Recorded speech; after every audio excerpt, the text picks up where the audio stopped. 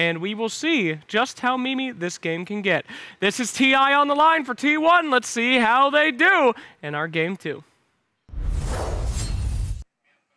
Here we are again, ladies and gentlemen. Team Aster against T1. I'd say much better draft for Team Aster in this one. A lot of team fight abilities, a lot of ways to disengage the fight. Here I am again with my boy OD Pillow, and we're ready to hop in. Yeah, what up, Lacoste? Looking for this. Looking forward to this one. Looking forward to at least seeing, yeah, if we can get a bit more Dota really just out of Aster. They didn't really get the chance to play at all last game as T1 completely ran them over. But as you say, definitely reason to believe that Aster will stand a chance of at least making this one a little bit closer. That last pick, Medusa, definitely looking like a strong character to rally around, despite the fact that so many carries were taken out of the pool. I think Mono is still, he's not going to be too disappointed with, with what he's ended up on. The thing is, how such things as a laning going to be? Do you like that they've done this from T1, Viper to the off lane, and then Carl on the Magnus in the mid? I like the Viper plus the Enchantress. I think this lane, like what I want to see from Aster is blocking the big camp. If necessary, go body block it, because Enchantress got so much from the previous game, got 2-3 big creeps, and then they just snowballed from there. Lifestealer this time around, he has Empower, something that he struggles with, that Panel talked about, is like getting to his second item, getting that, what he has queued up? Just a Bracer and the Phase Boots. Ogre Axe. We've seen more and more Echo Sabers being picked up. It might be a casual Sange. We'll see what he decides to go for. I love Armlet here. They have 1 instant disable, and that's Lion. I mean, 2 if you count in Hex and Impale at the same time. I want to see earlier Satanic to be able to deal with the Treant Protector's Overgrowth. It's another way of dispelling things, great against dispelling the Silence, which he struggles against. But bottom lane, it's gonna be nasty. Yeah. Okay, so they decide to swap things around. Never mind. They did, yeah, so but the support. So do you like this? Why have they done this game, do you think? I think they want to have a stronger support for Lifestealer, because if you have Abba Lifestealer, that doesn't sound too strong, and they also want to put a bit...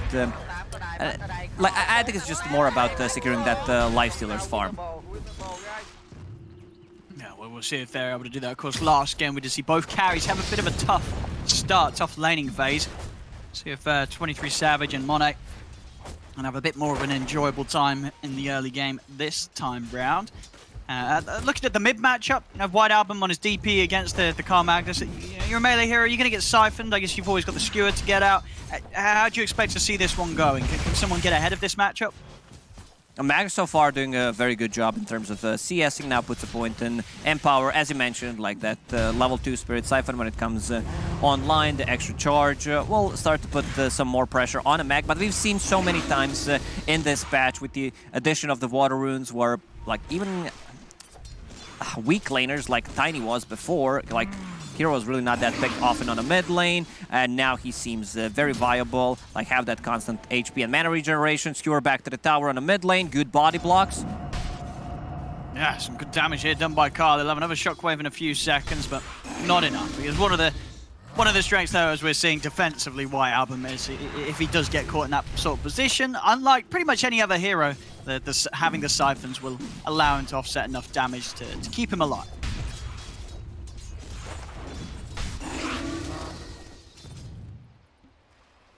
A Lifestealer on half HP. Whitemon will use the healing cell to bring him back to full.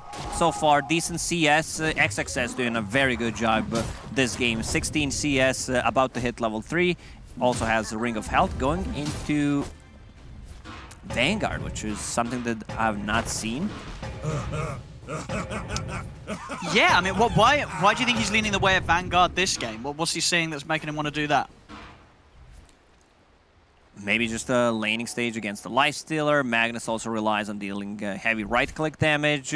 Might still swap things around. I've seen a lot of Mars picking up a Ring of Health and then just keeping it. Sure. Yeah. They don't necessarily upgrade it. You can also disassemble the Vanguard, because they don't have too much magical damage. You have Shockwave, you have Viper.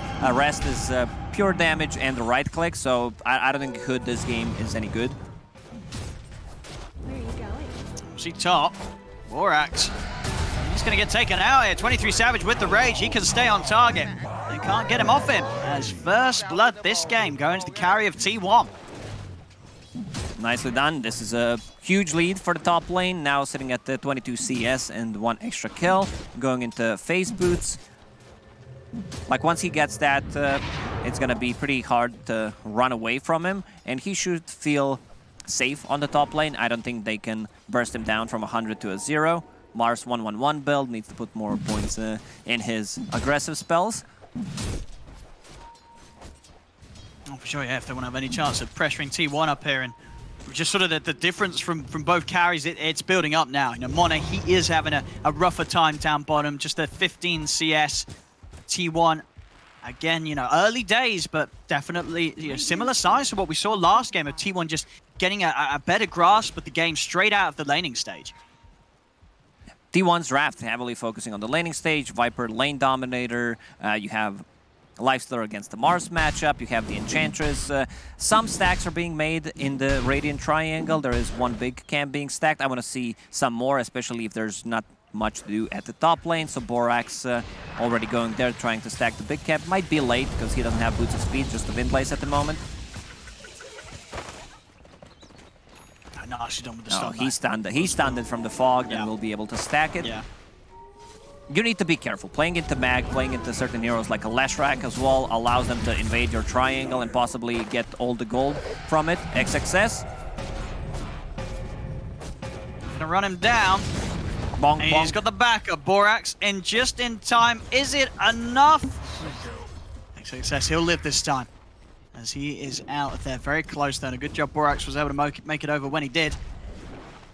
Certainly the Borax is going to get poked upon as well here by Whitemon. I mean, again, this Enchantress we saw last game, definitely being a huge nuisance with it now. You know, Whitemon on this top lane here by the carry. Definitely putting in the work to make sure that 23 Savage has quite a lovely lane to start this game in. And it's only going to get easier for him, because once the Empower comes online, it's going to be very hard to bring him down. They will need to use like Exorcism, run him down, possibly a Hex, even a Finger. Right now, he's still thinking about his items. He was having like Scotty queued up, casual Sanj. I think Armlet is the best choice. It's the cheap damage. You build it so easily early on, and then if they don't have enough burst, you can always toggle it. On the bottom, Viper going for a more of a right-click oriented build. Decides to buy Band of Elven Skin, so we might see either a Power Treads or a Dragonlance. Oh, for sure, yeah, Dragonlance always feels good. And with the buffs that it's received, always is that nice stat item if he wants to go all the way into that sort of build. As mid lane, Carl, he's just heading over to take a small camp. Whitemon as well, also starting to farm this, trying to farm at least some of this stack. This is what I talked about. Empower is maxed out. Now they're going to try to steal the stacks, but Aster is ready to defend it. He's in trouble. Oh, Carl. Ghost come out, but Carl using the RP to lock back White Album. So both fine with their ults going down. Because he used the Exorcism, but someone needs to be on a mid lane and defend this tower. Glyph popped. Carl will pick up a bounty rune, so that will refill his bottle, 2/3 of it. He's trying to come over to maybe start to be a part of the defense, but of course walks straight into a line. Borax waiting on the high ground, him and White Album having the burst to take him out. As Aster, they'll get a kill out of this. On purpose, just to mitigate the damage done to the tier 1 tower from the Exorcism. Like, he bought time, and that one death doesn't really matter that much on the top lane. 23 Savage keeps on farming, so I believe it's all good.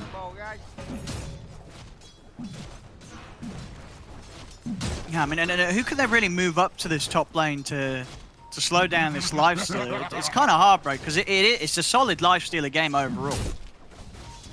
It is, looks good until Medusa gets a couple of items, because they don't have too many gap closers. He is pretty much the only one. So Medusa will have a good time once she gets to her second, third item, straight into SNY. After finishing off what seems to be the Dragonlance, not even full Dragonlance, needs Ogre Axe. Still just playing the catch-up lane after a tough laning stage for Monet. Starting to get pretty close to top back last game as the TB, but it takes him a lot of time here. I remember the interview that we had with 23 Savage during the second season. He talked about the Dragon Lance, how it's a great item, you can disassemble it, and he always wants to build it on Medusa. Zephyr, well dropped. He just sort of walked in and started punching the Medusa. It was a very ambitious effort there. Of course, Monet, he's got backup around him. So Zephyr just ending up sort of handing a bit of golden glory here to Monet. He's going to be very happy with the Baden turning up in that fashion. Abba position 4 doesn't provide you with anything compared to 5. Like, unless you snowball heavily, unless you get some return kills. In this game, you might have 2 position 5s. Or if you want to shift things around, I think it's much better that Zephyr becomes 5 and Enchantress gets the items, because we saw in the previous game what happens if Ench gets the farm. Unfortunately, they cannot swap the heroes. 9 minutes in, just type -swap hero. Maybe it's possible, Owen. Maybe it's possible. We saw no one's ever tried it. The game. There is the possibility. There is indeed, but until they attempt it, they are going to be stuck, as you say, as they are.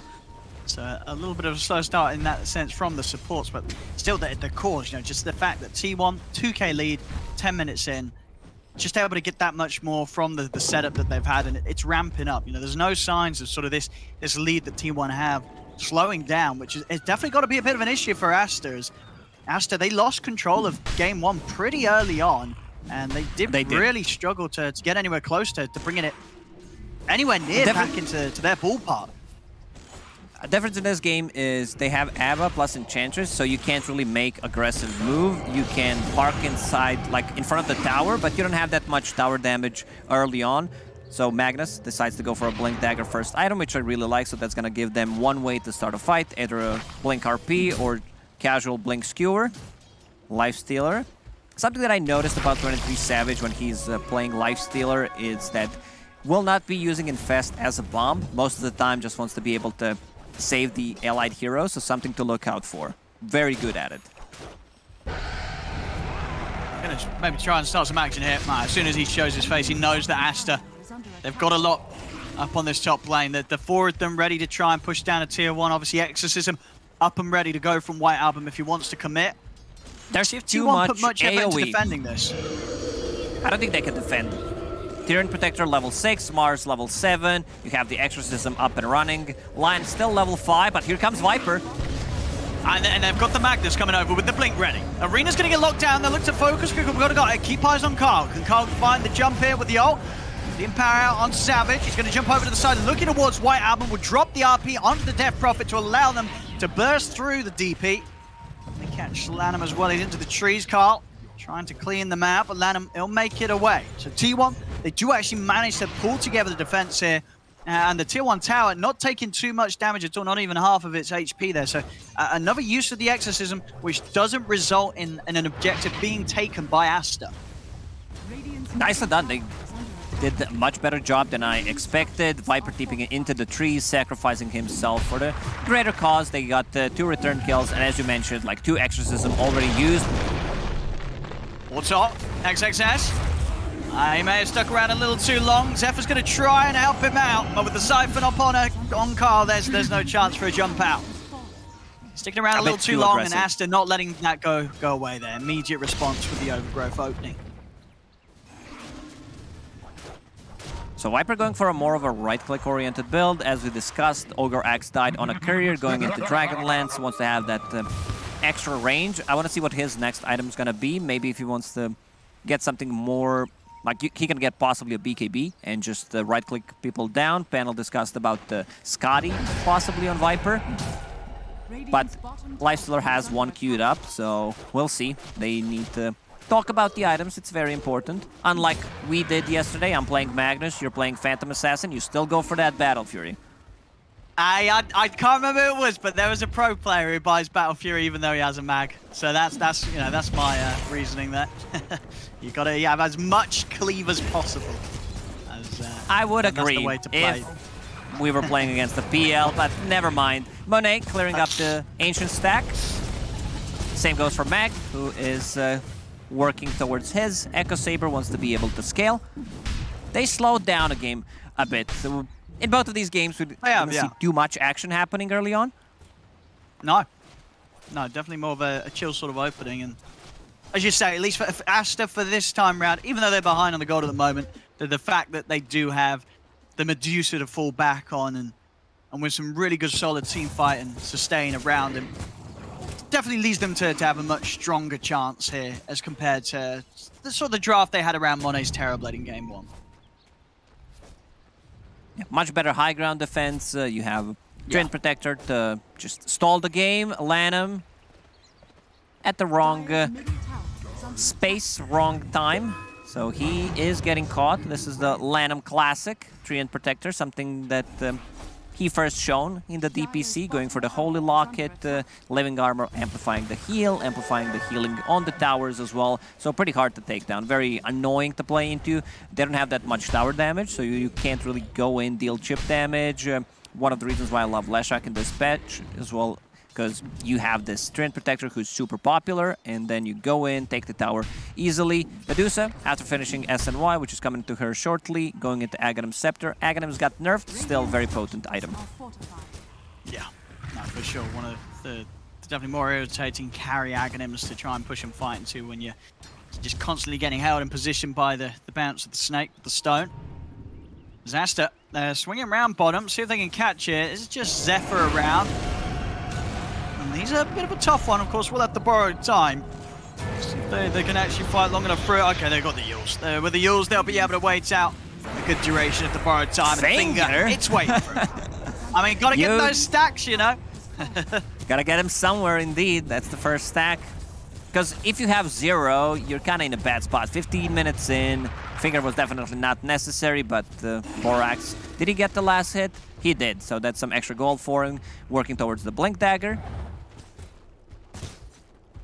Yeah, the Blink's going to be pretty huge this game against the heroes like the Lifestealer with the Rage. Still though, you know, even if he does get that jump on Savage, Savage is going to be tanky. The Sand's already done, nearly having it fully complete into the SMY. It's not going to be an easy Lifestealer to kill, even if they do get that jump. And talking about jump, T1, they're smoked up, Car's ready to go with a Blink RP. See what we can find. It's going to get over towards ladder. Go with a quick skewer back onto the Treant. Themselves an easy kill here. We'll give the information for the rest of Aster. Dire's top tower is under attack. I want to see who gets the first Roach. Maybe they want to invade the triangle, try to get a kill there. That Prophet very close to level 12, so Exorcism go from 8 to 16, which could potentially end up resulting in like taking a one fight in their own triangle and then going inside the pit. They have enough sustain. Mars in the end decided to go for the Vanguard and now going into Blink Dagger, so very hard to kill. Well, disassemble it at one point because there's really no need to have it at the later stages of the game. It's more of a, yeah, I don't want to get killed in the lane. Borax getting caught, that's a solo RP on him. I'm back the cost. I don't know what happened there, but hello. Hopefully you can hear me again. Hello. What did I was just failing. Sometimes I have nothing. I have long monologues as well. Lion got a kill, and that's pretty much it. Tower gets denied. They get the extra gold from it.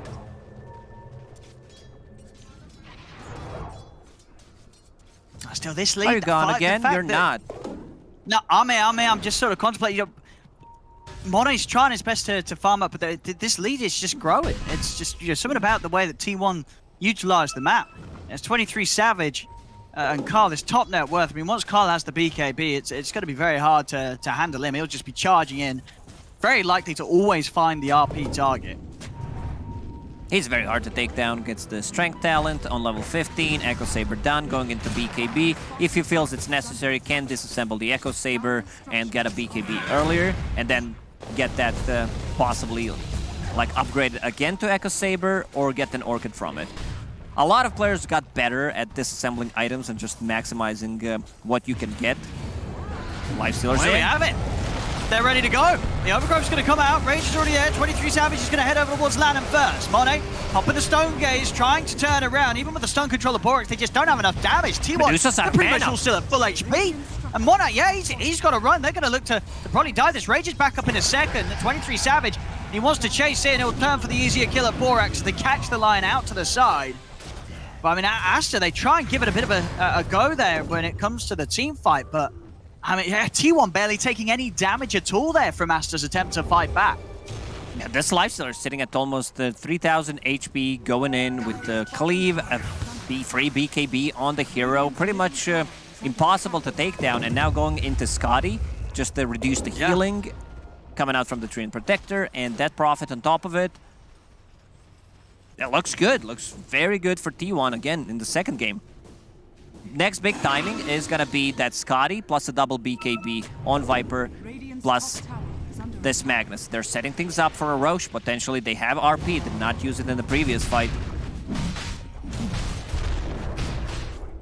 And again, it's one of those situations where Aster, they're just not going to have the chance to get over here in time. And even if they did, I don't know if they want to try and take a fight, especially after the outcome of that last one. Monet he needs more time. He needs to at least have this Aghanims, it feels like, to be able to try and fight. The Stone Gaze alone is just not enough in these team fights to turn them around. T1 are too strong right now and are more than happily to fight through some of these defensive maneuvers that Aster can pull off as a team. This is something that the teams have been doing lately. Have 3 cores that scale well and that are very tanky. Gets bursted down. So they can get more. They're trying to head forward, but again, Zephyr, very hard target to grab. 23 Savage as well with the Aegis, just not something that Aster can afford to jump on. So and they get Whitemon, but getting anything else just still proving to be so difficult for Aster. It's just a support kill. Good thing is Medusa is farming. She's not keeping up with the Lifestealers, but once that Aghanim Scepter is done, which is 1,000 gold away, team fights are going to become much easier for them. They will have 1, 2, even 3 resetting tools with the Gaze, Snake, Overgrowth. Even Mars Arena can be used defensively. T1 ready to swing round to the bottom lane. Take another easy tier 1 tower here as Aster trying to get out along this mid lane. Again, very hard for them to initiate, at least initiate without any counters coming into play. Zephyr is constantly trying to keep himself in the area of Aster's movement, so he is ready with Aphotic Shield saves if Aster make the move. Whitemon as well, also just aggressively positioning himself, knowing that that is one of the pluses of having these 2 supports, just 2 supports that just never really... Carl, taunting down bottom here with the RP, as T1 are setting up for a fight, and they're going to find the opening. He Carl, faked it nicely. He's able to jump in onto Monet. The arena's going to come off. See, Carl still holding the RP for now. The Stone Gaze will come to an end. I mean, that's the 2 ults from Aster used. Nothing to be found. He got on top of her. To run. Borax will be able to hold back Carl with the stun into the Hex. They're locking down Carl. Carl has to put the BKB. He'll skewer out to reset himself. You got to watch him. He's going to be ready soon for a blink RP if he finds the opportunity. There's the jump. Lockdown's there. Catches the 2 cores. Do they have the damage? White Owl getting taken down low by this harassment from Cuckoo. And now over to Monet. They turn towards the next target. Monet is going to go for the TP in front of the wall, but the skewer's back up. The TP is cancelled as T1, they'll take the fight. Lanham's trying to hide in the trees. He will manage to make it away. But they get the 2 big kills there, T1. Both the DOTA and the DP taken out. As just some lovely movements here. Yeah. Lifestealer instantly connects on Medusa, starts right-clicking her extra slow, kicking in from that Ghoul Frenzy, and the freshly bought Scotty. She's out of mana, pops the magic stick, and then she has enough mana for a stick. We see Carl using Skewer defensively, and then resets. So 2-man RP, nice and fast, something that I talked about that 23 Savage is really good at using. Doesn't necessarily saves Carl, but, you know, just heals him up, and now they're in. They want to take this tier 3 tower and the barracks. Yeah, huge push coming in to get this very early objective. Yet again, just 22 minutes in, and T1 taking the melee barracks from the bottom lane. And yeah, just the way as well that Carl, the patience from him to hold the RP, make sure that even though he was showing himself, getting involved, he wasn't just sitting at the side waiting for the opportune RP moment. He was playing right in the center of the fight, but knowing that he had that ability with the BKB skewer to hold back and come back in when Aster, is already a point of the fight where Aster pretty much used all their ultimates and didn't have anything to respond to it. Now straight away T1, they're staying on Aster's half of the map. T1 can afford to get like a mistake or 2 in a team fight. They have the Aphotic Shield, they have a mech, Holy Locket, 23 Savage is gonna munch on Lion. Yeah, and over to the side, Carl, he's in with the BKB, he's got the skewer back on White Albert. Another huge catch here from the Magnus as he sets up 23 Savage to clean up the kills, double kill on the Lifestealer. They're pushing it down mid, and I mean, honestly, this game too, we're just seeing the same here from T1, just top stuff. There is no doubt about it. The work of preparation that this team put in before turning up has been huge. The arena will come down. Monet, get the stone gaze off. Look, there's no damage. T1 don't care at all about being caught in this combo. It's Aster that have to run as soon as the ultimates are used. They just cannot fight T1. T1, they're all full HP. They're pushing down the mid. There's the RP on jump again. Carl gets the RP, and he's caught the big one. He's caught Monet. Monet out of mana. He'll go down. As the tips indeed absolutely go in the way of Carl. They'll call it GG. I was about to say it. They might call the GG, something that IG really set up a new standard for it in the Chinese region, just calling out the GG early on. But T1, they came into this series prepared. First game, they last pick Broodmother, they stomped them. Team Aster in both of these games, they did not they didn't play Dota. They didn't have enough damage. T1 with the look at them. Look at how happy they are. I love them. Yeah. Absolutely understandable as well. You've turned up at the major, you know, earning this spot straight into the playoffs in this first series you've come out with against, you know, the top Chinese side. You couldn't have done it any better. 2 games back to back. You know, first game, sure you get a Brood in, you know, that's smart and nice.